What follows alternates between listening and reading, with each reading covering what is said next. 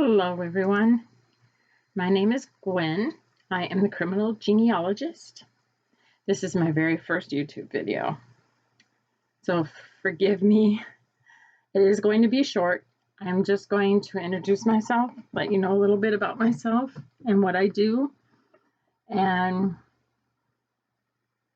let you guys ask questions, and I will answer all the questions. So, I started doing my genealogy when I was 16 years old. My great aunt Ella had done bits and pieces of it, and she had put her findings in a manila envelope. And the manila envelopes were distributed through my mom and her siblings. So when I turned 16, Mom came across this manila envelope that was in the filing cabinet, and she said, "Well, this is yours. It has your name on it." I had got one, and then my brothers each had gotten one. So I was intrigued. I opened it up, and I'm looking at it, and I'm like, this is neat. It had our genealogy back to, I'd say, maybe 5, 6 generations. So I picked it up from there.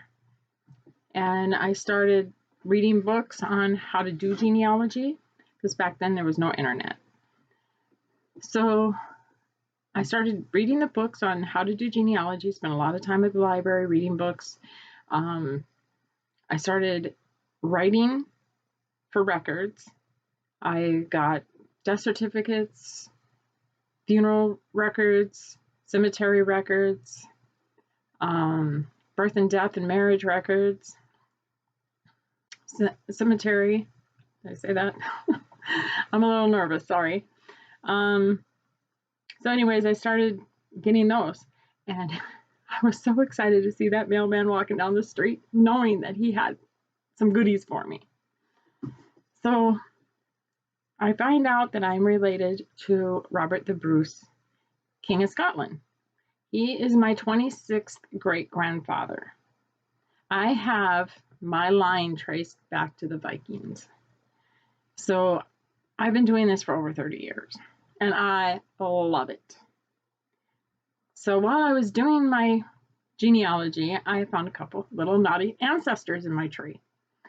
One was on my mom's side, and he was a cousin, distant cousin, 3 times removed or something.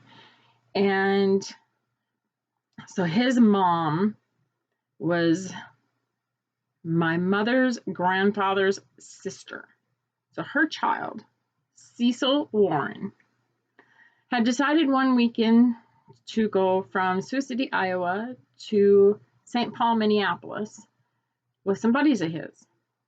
Well, they ended up going on a shooting spree. A cop got killed, and they were robbing streetcars. They were robbing people on streetcars and the streetcars, because you put money in the streetcar. And this is like in the 1920s.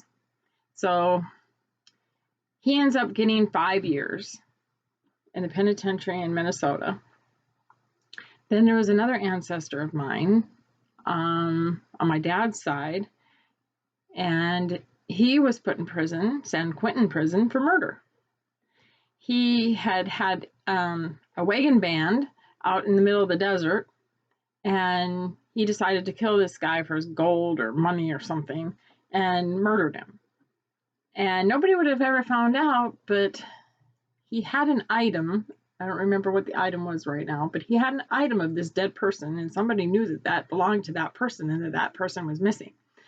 So the sheriff looked into it, and they found his bones out in the desert. And he went to prison for it, and he admitted he did it.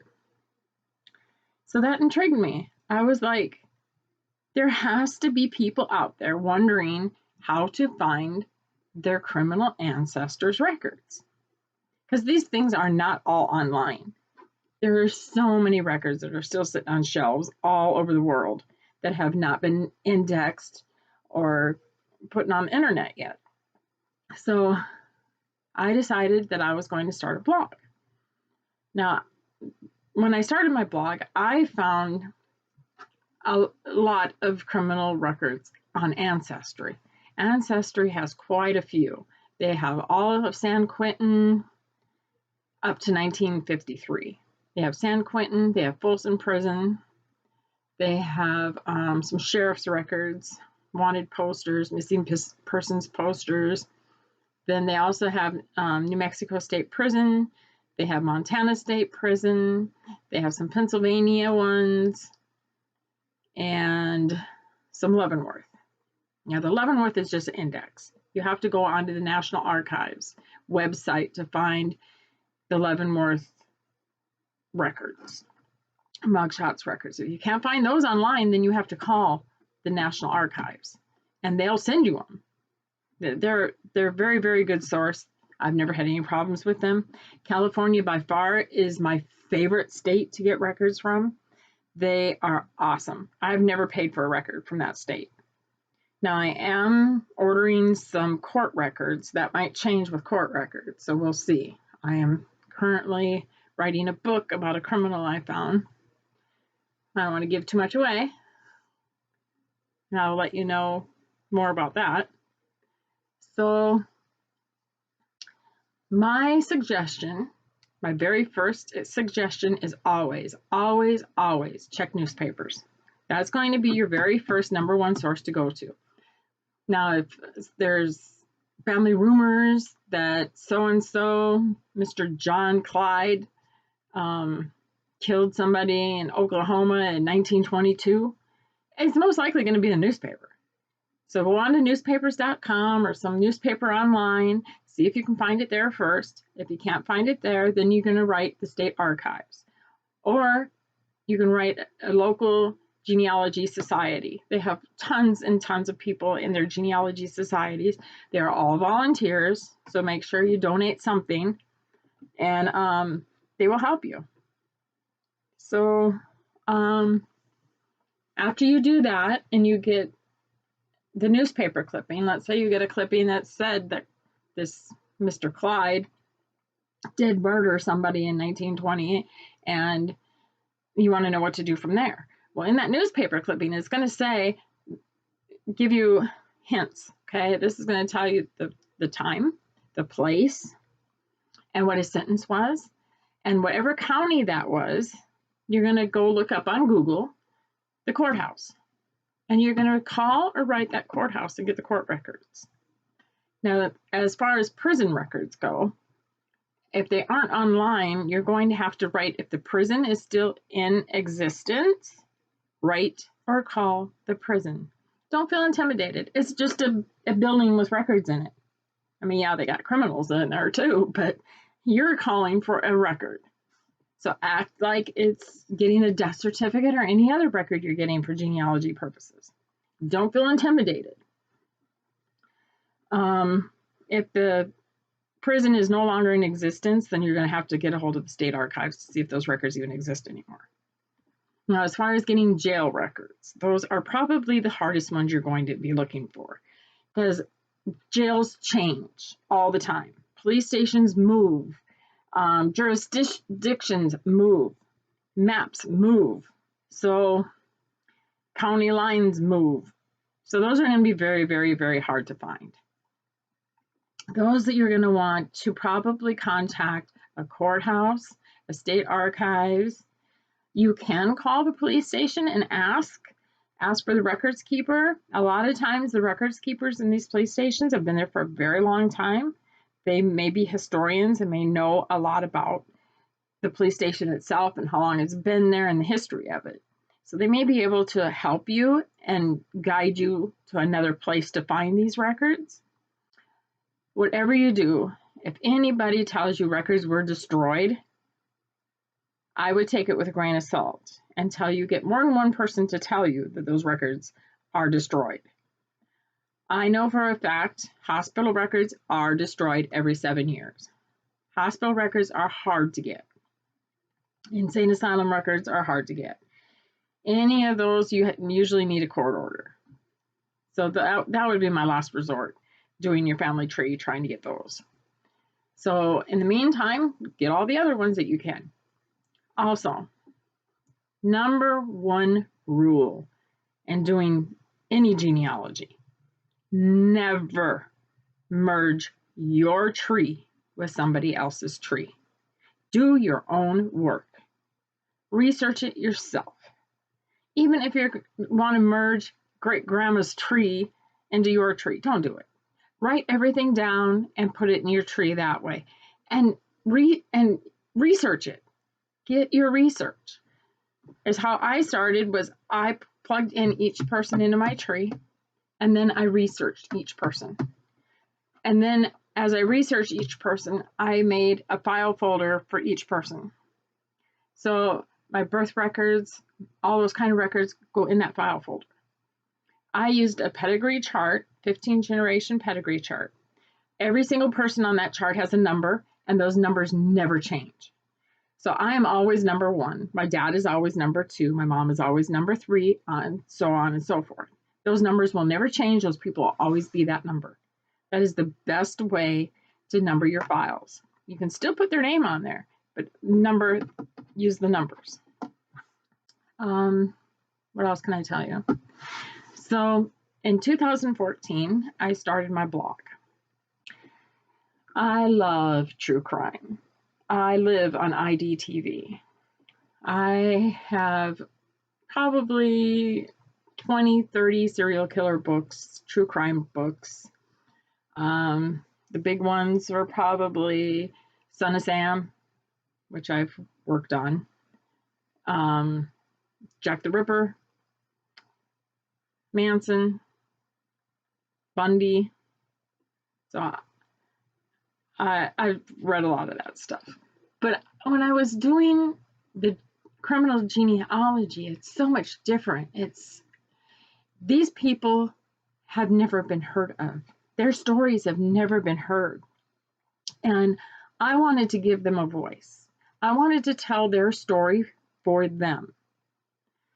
So I started a genealogy blog, and I called it the Criminal Genealogy.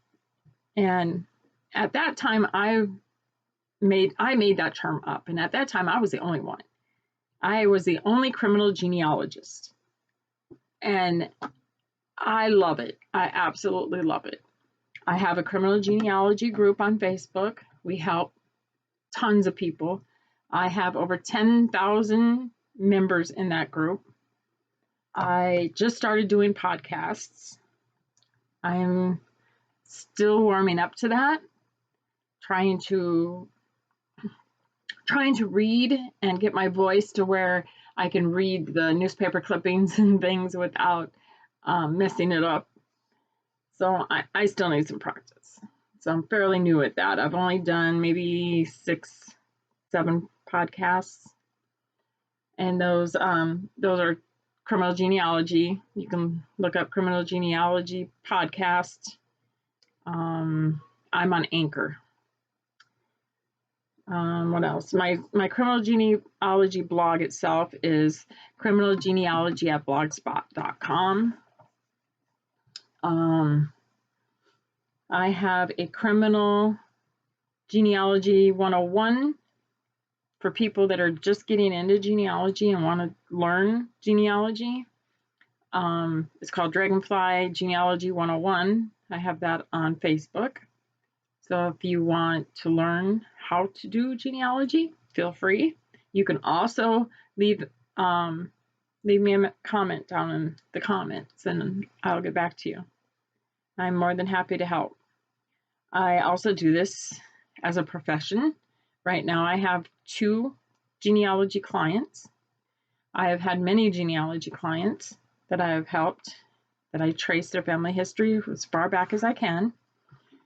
Then I print it all out, and I have a pile right here. I have 2 clients right now that I'm working on. I'm not going to say who they are, but these are their file folders. And I got one printed out, some of it printed out already, ready to go. I'll bind it and then put it in book form. I use a spiral binder, and then mail it off.